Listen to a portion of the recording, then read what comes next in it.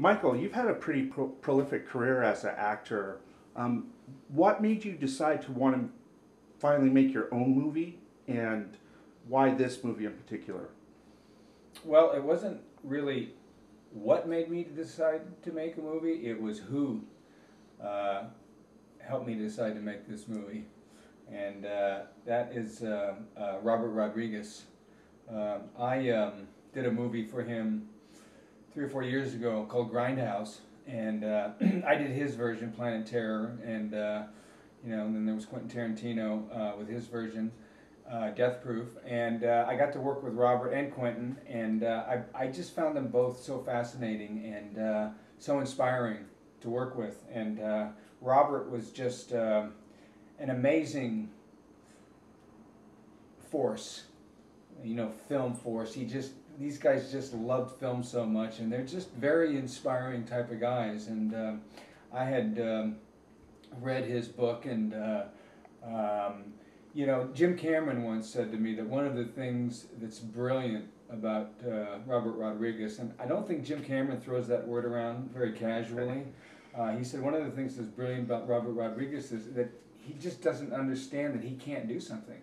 He just does it. It doesn't make any difference if it's impossible or not. He just goes ahead and does it.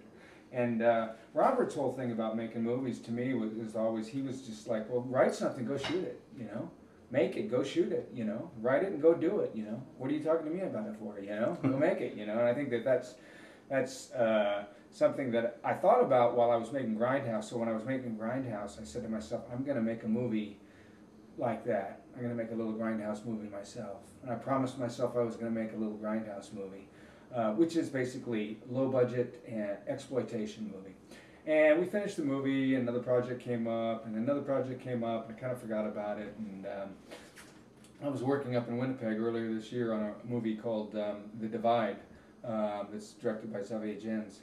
And I was in a coffee shop, and I saw a guy reading a book, and the book was Rebel Without a Crew. It's the Robert Rodriguez book. And I said to myself, you know what, I'm gonna make that movie. You took it as a sign. Myself. What's that? You took it as a sign. Well, I don't know if I took it as a sign, but I just said, you know what? Why not? I'm gonna go make this movie. So I kind of pushed all the other projects that I had kind of going to the side, and I got together with my girlfriend, and I said, I want to make this movie, and I want to make a Grindhouse movie, and I want it to be a low-budget exploitation movie. Do you think you can raise the money for me? So she went out, she raised the money, started putting a crew together. So I needed to write a script, and so I said to myself, what do I need to make an exploitation movie? Okay, script-wise, okay, I need sexy chicks, I need sex, I need dirty cops, I need a little bit of action, a little bit of violence, and drugs, and well, let's just throw in a serial killer, right?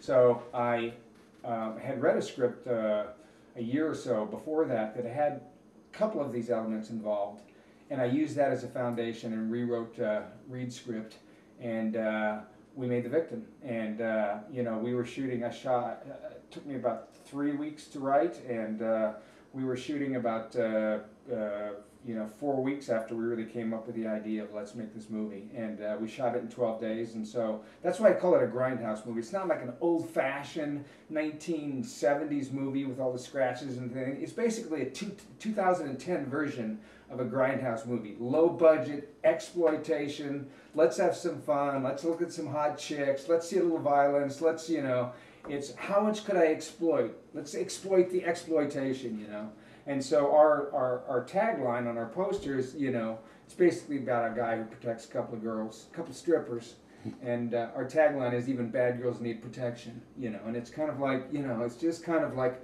a little bit of a wink that, we know what we're doing here, not to take it too seriously.